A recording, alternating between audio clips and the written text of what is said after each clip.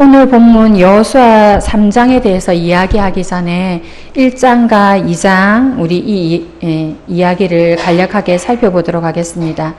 여호수아서 1장은 출애굽한 이스라엘 백성 1세대들 그리고 그들의 지도자였던 모세가 하나님이 약속하신 가나안 땅을 밟지 못하고 광야에서 죽은 후에 이제 새로운 세대들 그리고 이 새로운 세대들을 이끌어갈 지도자인 여호수아가 세워지고 하나님이 그 세대들에게 주신 약속과 임무에 대한 이야기가 나옵니다. 하나님께서는 새로운 지도자인 여호수아에게 거룩한 전쟁을 통해 이스라엘 백성들에게 가나안 땅을 허락할 것이다 그렇게 말씀하시면서 모세와 함께 했던 것처럼 나도 여전히 너와 함께 할 것이니 너는 율법을 지키고 마음을 강하게 하고 담대히 하라고 격려해 주십니다. 하나님으로부터 힘을 공급받은 여호수아는 이스라엘 백성에게 요단강을 건너갈 계획을 알리면서 온 지파가 함께 연합하여 이 전쟁에 참여할 것을 명령합니다. 여호수아서 2장은 요단강을 건넌 후에 정복해야 될 그 여리고성을 정탐하는 그 내용이 나옵니다. 이때 정탐하다가 만난 여인이 있는데요. 바로 라합입니다. 기생 라합은 여리고 왕의 명령을 어기고 이스라엘 정탐꾼 2명을 숨겨줍니다. 이스라엘 정탐꾼을 숨겨준 이 라합은 이미 소문을 통해서 하나님이 어떤 분이신지 이야기를 들었습니다. 이스라엘 백성들을 출애굽시키신 하나님, 그들을 구름 기둥과 불 기둥으로 인도하신 하나님, 이방 나라의 왕들을 물리치신 하나님, 그 하나님의 능력을 깨닫고 여호와 하나님이 이 세상 그 어떠한 인간이 만든 잡다한 신들에 비할 수 없는 유일한 신임을 알게 된 것입니다. 그래서 라합은 비록 자신의 민족을 배반하는 것이고 또 자신의 생명이 위협받을 수 있는 상황임에도 불구하고 정탐꾼을 숨겨주는 믿음의 행동을 합니다. 이스라엘 백성들이 광야에서 40년 동안이나 하나님의 인도하심과 하나님의 보호하심을 경험하고도 때로는 강팍하게 행동했지만 그러나 이 이방 여인 라합은 보지 않고도 믿는 믿음 그리고 온전한 믿음의 행동을 통해서 예수님의 족보에 오르게 된 것입니다. 그리고 이제 여호수아서 3장입니다. 오늘 여호수아서 3장은 바로 이방 땅에서 믿음의 행군을 하는 그 첫 내용, 첫걸음을 떼는 내용입니다. 정탐꾼의 보고를 들은 여호수아는 확신을 가지고 믿음의 행군을 시작하려고 시딤을 떠나서 요단에 이르게 됩니다. 이스라엘 백성들이 이 요단강을 건너는 시기를 3장 15절에서는 이렇게 표현하고 있습니다. 요단이 곡식 거두는 시기 이렇게 표현하고 있는데요. 곡식 거두는 시기는 이 이스라엘에서 가장 높은 산인 헤르몬산, 헐몬산이라고 우리가 부르는데 거기 산에 쌓여있던 눈이 녹는 그러한 시기입니다. 그렇기 때문에 산에 쌓여있던 눈이 녹으면서 요단강으로 흘러내려오는데요. 이때가 요단강의 물의 깊이가 가장 깊을 때라고 합니다. 성경학자는 이 시기에 요단강 물의 깊이가 아마 3m에서 3m 정도 그리고 30m였던 이 폭도 이 시기에는 1km까지 그렇게 넓어진다고 말을 하는데요. 즉 이 말은 이스라엘 사람들이 장정만 60만 명 그리고 여자 아이들 포함해서 약 200만 명의 많은 사람들이 그 깊은 강물을 건너기가 어렵다는 것을 말하는 것입니다. 그렇다면 요단강의 물의 깊이가 매우 깊어지는 이때 가나안 땅에 들어가기 위해서 반드시 이 요단강을 건너야 하는 이때 믿음의 행진을 시작해야 하는 이때에 여호수아가 한 일이 무엇인지 우리가 살펴보겠습니다. 1절과 2절 말씀을 함께 읽겠습니다. 여호수아서 3장 1절 2절 말씀 시작. 여호수아가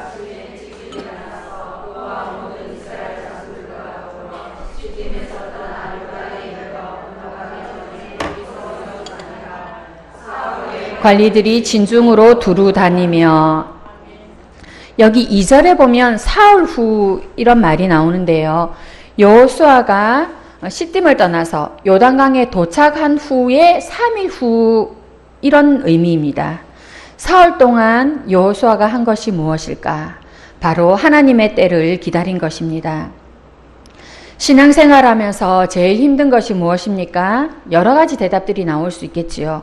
그러나 그 중에서 하나님의 때를 아는 것, 그래서 하나님의 때를 기다리는 것이 사실은 쉽지 않은 것입니다. 특별히 우리 사람은 본질적으로 죄인입니다.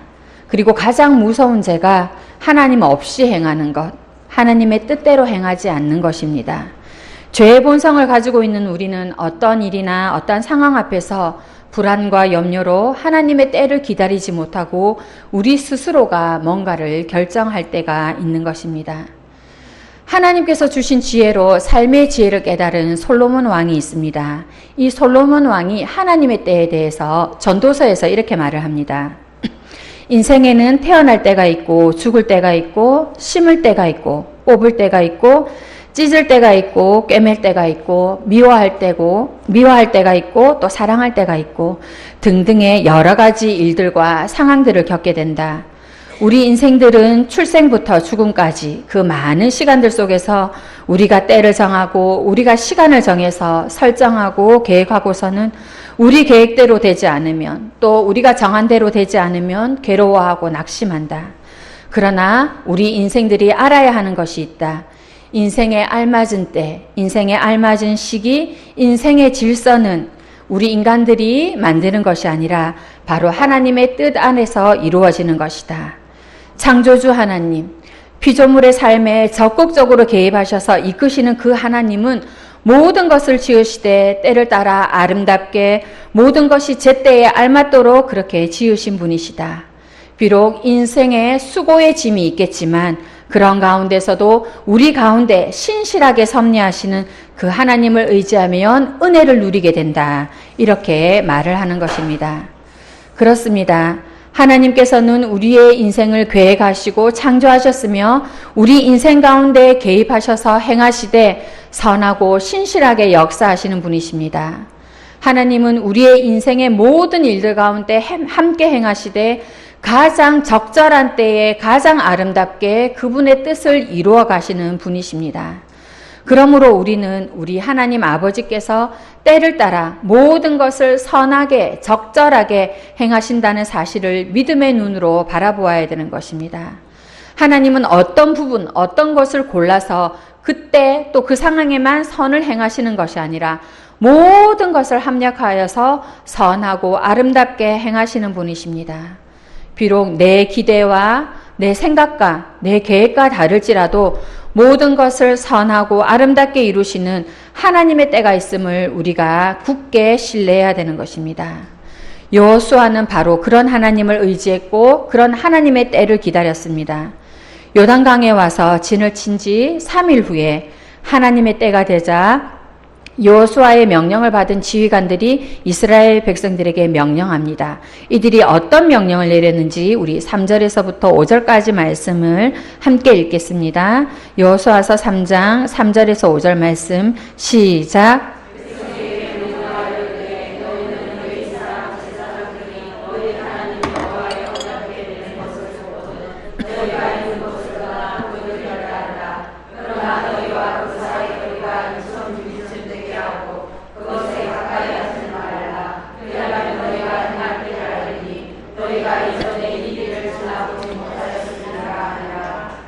여호수아가 또 백성에 이르되 너희는 자신을 성결하게 하라. 여호와께서 내일 너희 가운데에 기이한 일들을 행하시리라. 아멘. 요단강을 건너기 위한 준비로 또 믿음의 행군을 하는 그 첫 발을 떼는 것을 시작하기 위해서 이들이 한 행동이 무엇인가? 또 하나님께서 이들에게 주신 첫 번째 메시지가 무엇인가? 바로 레위 제사장들이 하나님의 언약궤를 메고 백성들이 그 언약궤를 보고 뒤를 따르는 것입니다. 이 시간 언약궤에 대해서 잠시 묵상해 보겠습니다. 우리는 예수 그리스도의 피를 힘입었기 때문에 하나님의 임재를 생각할 때에 또 하나님 앞에 나아가는 것이 두려움이 없고 또 담대함으로 나아갈 수 있습니다. 그러나 그의 반면에 구약시대의 백성들은 이 언약궤 앞에 선다는 것을 사실은 두려움으로 생각합니다. 왜 그런지 오늘 그 말씀을 나눠보겠습니다. 언약궤 안에 든 물건이 3가지가 있는데요. 무엇이 있죠? 네, 다 마음으로 말씀하신 줄 압니다. 아론의 쌍난 지팡이, 만나를 담은 항아리, 그리고 하나님의 계명이 접힌 2 돌판. 이렇게 세 가지가 담겨져 있습니다. 이스라엘 백성들은 하나님의 은혜와 더불어서 이 세 가지 물건을 보면서 사실은 두려움을 느끼거나 경외감을 느끼거나 그러는데요. 왜냐하면 사실은 이 세 가지 물건이 하나님의 은혜뿐만 아니라 하나님의 심판, 또 인간의 죄가 드러나는 물건이기 때문입니다. 아론의 쌍난 지팡이를 한번 살펴보겠습니다.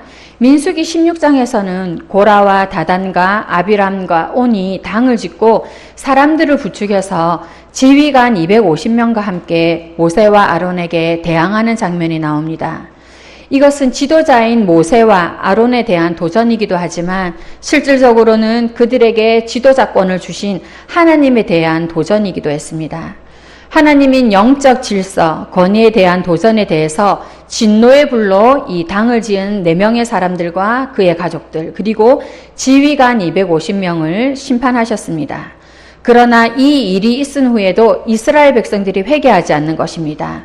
오히려 이 250명이 죽은 것이 계속적으로 모세와 아론의 탓이라고 그렇게 여전히 원망합니다. 그러자 하나님께서 다시 연병으로 14,700명을 죽이셨습니다. 그리고 하나님께서 12지파 족장들에게 지팡이를 준비하라고 명령하십니다. 그리고 그 지팡이에 이름을 쓰는데 특별히 레위 지파가 준비한 지팡이에 아론의 이름을 쓰게 하시고 법궤 앞에 두라고 명령하십니다. 그리고 그 다음날 내가 택한 사람의 지팡이에서 싹이 날 것이다. 그리고 이 일을 통해서 너희들의 불만을 없애버리겠다고 하셨습니다. 모세가 이튿날 지성소에서 12지파의 지팡이를 들고 나와 사람들에게 보여주는데 하나님의 예언대로 아론의 이름이 적힌 지팡이에서 기적이 일어났습니다. 싹이 나고 꽃이 피고 그렇게 신기한 현상이 일어난 것입니다. 아론의 이름이 적힌 그 지팡이는 분명히 생명이 없는 지팡이입니다. 뿌리가 없는 지팡이입니다. 그러나 싹이 나고 꽃이 났습니다. 이것을 우리는 기적 또는 신기한 현상이라고 생각합니다. 그러나 하나님께서 이것을 법궤에 넣게 하신 이유는 신기한 현상, 기적을 기념하라고 그렇게 넣게 하신 것이 아닙니다. 하나님께서 민수기 17장 10절에서 이런 말씀을 하십니다. 아론의 지팡이를 언약궤에 가져다 놓아 반역하는 사람들에게 표적이 되게 하라. 다시는 그들이 나를 거역하여 원망하지 못하게 하라. 아론의 쌍난 지팡이, 이것은 하나님의 일하심에 대한, 하나님의 권위에 대한, 영적 질서에 대한 인간의 교만함을 책망하시는 것입니다. 다음은 만나 담은 항아리입니다. 출애굽기 15장을 보면 이스라엘 백성들이 홍해를 건너고서 북과 소고를 치는, 그리고 찬양하는 장면이 나옵니다. 그러나 그렇게 하나님을 찬양하자마자 수르 광야 사흘길을 걸으면서 그들은 배가 고프다고 그렇게 언성을 높이면서 하나님을 원망하기 시작합니다. 그때 이스라엘의 불평을 듣고서 하나님께서 너희들이 먹을 것이 없다고 불평하는데 내가 너희들에게 먹을 것과 입을 것을 책임져 주겠다. 그러나 너희가 나의 율법을 준행하는지 준행하지 않는지 나를 믿는지 내가 너희들을 시험하여 보겠다라고 말씀하시면서 주신 것이 바로 만나인 것입니다. 그러면서 하나님께서 말씀하십니다. 내가 너희들에게 만나를 주실 것인데 원칙이 있다. 1인당 한 오멜씩을 거두어야 된다. 그리고 매일의 양식으로 먹는데 절대 남겨두면 안 된다. 그리고 내일 안식일을 기억하여서 6째 되는 날에는 반드시 2배를 거두어야 된다라고 말씀하셨습니다. 하나님이 이렇게 명령하셨지만 하나님의 명령을 따르지 않고 너무 욕심껏 많이 거둔 사람들, 그들의 만나는 벌레가 생기고 악취가 풍겼습니다. 그리고 안식일을 기억하지 않고 그 전날 준비하지 않은 자들은 그 다음날 아무것도 먹지를 못했습니다. 즉 만나는 지난 광야 40년 세월 동안 이스라엘과 함께 하셨던 하나님, 그 하나님의 돌보심, 하나님의 공급하심의 상징이기도 하지만 하나님의 말씀을 믿지 않고 하나님의 명령대로 살지 않고 자기의 방식대로 살아가는 자들에게는 절대로 공급되지 않는다는 것을 깨닫게 하시는 것입니다. 다음은 세 번째, 십계명 두돌판입니다. 하나님께서는 시내산에서 모세에게 십계명이 적힌 돌판을 주십니다. 그러나 이후 모세가 시내산에서 내려왔을 때 송아지를 우상으로 섬기는 이스라엘 백성들을 보고 그 앞에서 하나님의 돌판을 던져 깨뜨립니다. 그래서 다시 하나님께서 이 돌판을 마련해 주시는데요. 시내산에 오른 이 모세에게 하나님께서 두 번째 돌판, 이 말씀을 주시면서 하시는 말씀이 있습니다. 하나님께서 돌판을 다시 주시면서 어떤 말씀을 주셨는지 우리 화면을 보고 읽어보도록 하겠습니다. 출애굽기 34장 4절에서 9절 말씀입니다. 함께 읽겠습니다. 시작. 모세가 돌판 둘을 처음과 같이 깎아 만들고 아침에 일찍 일어나 그 둘 손에 들고 여호와의 명령대로 시내산에 오르니 여호와께서 구름 가운데서 강림하사 그와 함께 거기 서서 여호와의 이름을 선포하실세 여호와께서 그의 앞으로 지나가시며 선포하시되 여호와라 여호와라 자비롭고 은혜롭고 노하기를 더디하고 인자와 진실이 많은 하나님이라 인자를 천대까지 베풀며 악과 가실과 죄를 용서하리라 그러나 벌을 면제하지는 아니하고 아버지의 악행을 자손 3, 4대까지 보응하리라. 모세가 급히 땅에 엎드려 경배하며 이르되 주여 내가 주께 은총을 입었거든 원하건대 주는 우리와 동행하옵소서. 이는 목이 뻣뻣한 백성이니이다. 우리의 악과 죄를 사하시고 우리를 주의 기업으로 삼으소서. 아멘. 우리는 방금 읽은 이 말씀을 통해서 무엇을 깨달을 수 있습니까? 이스라엘 백성들, 목이 뻣뻣한 백성들이지만 그들에게 노하기를 더디하시는 하나님, 여전히 은혜를 베푸시는 하나님을 우리는 알 수 있습니다. 연약한 백성들이지만 계속해서 이들을 통해서 세상 가운데 자신의 능력과 자신의 자비하심을 나타내기를 원하시는 하나님을 우리는 만나게 됩니다.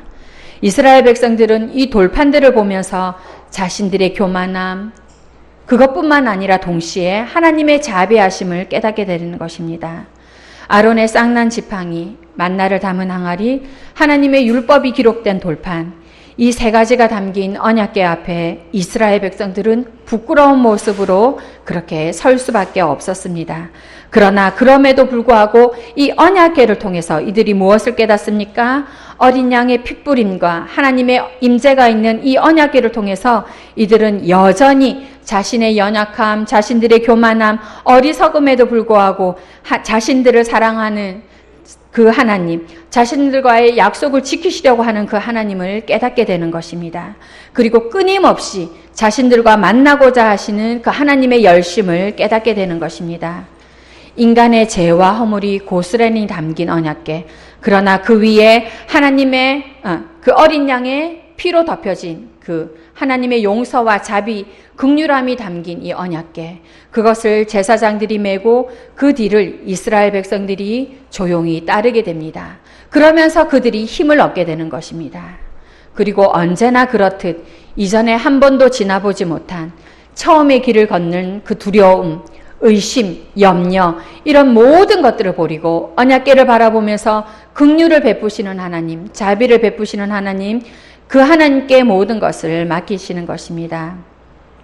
하나님께서 새로운 땅에서 믿음의 행군을 시작하는 이스라엘 백성들에게 인간들의 모든 연약함과 허물은 덮으시고 그분의 사랑과 그분의 임재가 담긴 언약궤를 따르도록 그렇게 명령하셨습니다.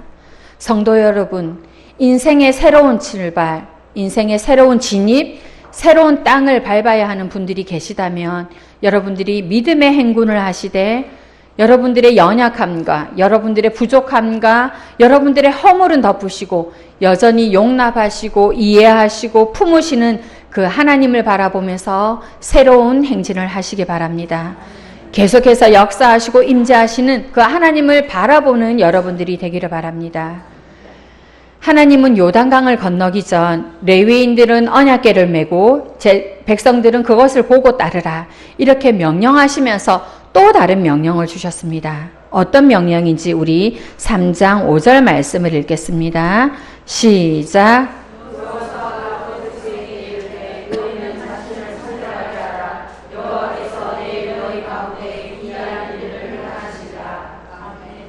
하나님께서 이스라엘 백성들에게 주신 명령 바로 성결하라. 그리고 내가 너희 가운데 내일 기이한 일을 행하리라 이렇게 명령하셨습니다.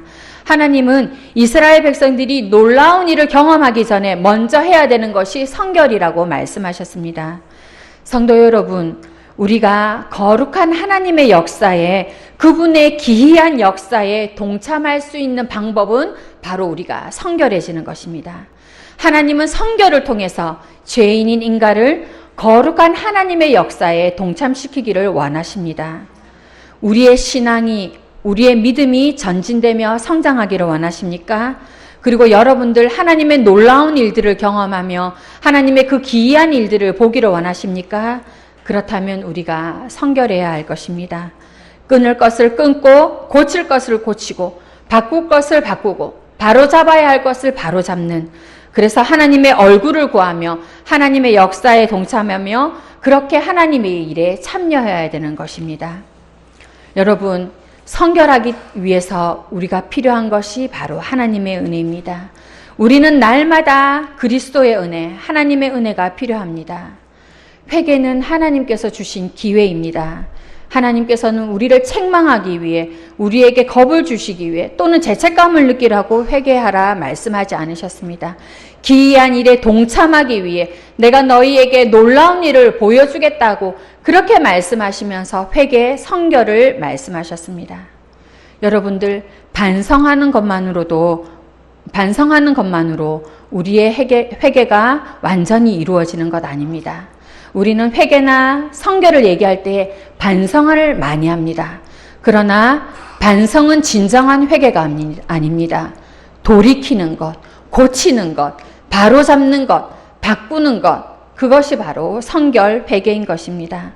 거룩한 그분과의 온전한 만남을 위해, 하나님의 뜻 안에서 새로운 삶을 살아가기 위해, 하나님의 역사에 동참하기 위해, 무엇보다 그분이 우리에게 그분의 거룩성을 주셨기 때문에 하나님의 그 거룩에 함께 참여하기 위해 하나님께서는 우리에게 회개를 원하시며 성결을 원하시는 것입니다.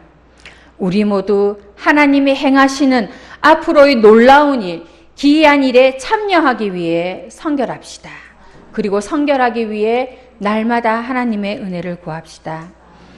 오늘 말씀에서 하나님께서는 언약궤와 이스라엘 백성들 사이의 거리를 2000규빗이라고 그렇게 지정하셨습니다. 이 2000규빗은요, 약 900m의 거리를 얘기하는 건데요. 이것은 이스라엘 백성들이 거룩한 하나님과 가까이 할 수 없는 거리이기도 하지만 중요한 것은 먼 거리를 유지하므로 멀리 있는 이스라엘 백성들까지도 이 언약궤를 보게 하기 위한, 즉 이스라엘 백성들이 모두 언약궤를 보게 하기 위한 방법이 바로 언약궤와 이 인간들, 이스라엘 백성들 사이에 거리를 두는 것입니다. 하나님께서는 거리를 멀리 둠으로써 오히려 온 이스라엘 백성들이 이 언약궤를 보게 하시고 이 언약궤를 따르게 하셨습니다. 여러분, 우리들도 바로 이 언약궤를 바라보아야 됩니다. 성도 여러분, 언약궤를 바라봅시다. 그리고 그 언약궤 안에 어떤 물건이 들었는지 다시 살펴봅시다. 아론의 쌍난 지팡이를 보면서 여러분들은 무엇을 생각하십니까? 행여 하나님의 일하심에 대해서, 하나님의 그 건의에 대해서 여러분들이 불평한 적이 있으십니까? 만나가 담은 항아리를 우리가 다시 생각해 봅시다. 하루도 빠짐없이 한결같이 내려주시는 그 하나님의 은혜를 우리가 얼마나 소중히 여겼습니까? 그리고 여전히 아직도 자신의 방법대로 그렇게 발버둥 치고 있지는 않은지, 자신의 방법대로만 살려고 그렇게 우리가 애쓰지는 않은지 우리 자신을 반성해 봅시다. 그리고 십계명 두 돌판, 이스라엘 백성들처럼 혹시 다른 것을 우상 숭배로 하고 있지는 않습니까? 돈이나 명예, 자신의 지위, 그리고 심지어 사람까지 그렇게 세상에서 나를 지켜주고 나를 보호해 줄 수 있다고 믿었던 그런 우상 숭배의 태도를 우리가 버려야 할 것입니다.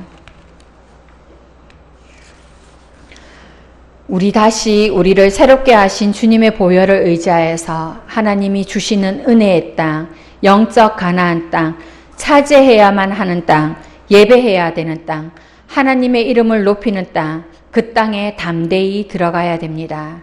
여러분들, 그러기 위해서는 우리가 믿음의 행진을 해야 됩니다. 믿음의 행진을 온전히 하여서 하나님의 그 위대한 역사에 함께 참여하는 우리들 되었으면 좋겠습니다. 기도하겠습니다. 하나님, 우리에게 은혜의 땅에 들어갈 수 있는 특권 주셔서 감사합니다.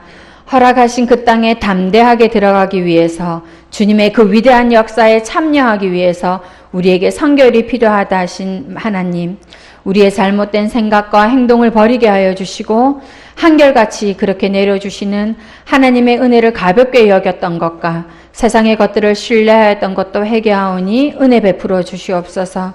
우리의 생각하는 것이나 행동하는 것이나 우리의 계획하는 것이 하나님보다 앞서지 않게 하시고 무엇보다 하나님의 때를 잘 기다리게 하여 주시옵소서. 하나님, 하나님의 허락하신 그 은혜의 땅에 들어가는데 부끄럽지 않도록 우리에게 정결함과 순전함과 담대함을 주시옵소서. 특별히 성결함으로 주님의 놀라운 일에 참여하는, 동참하는 우리들 되게 하옵소서.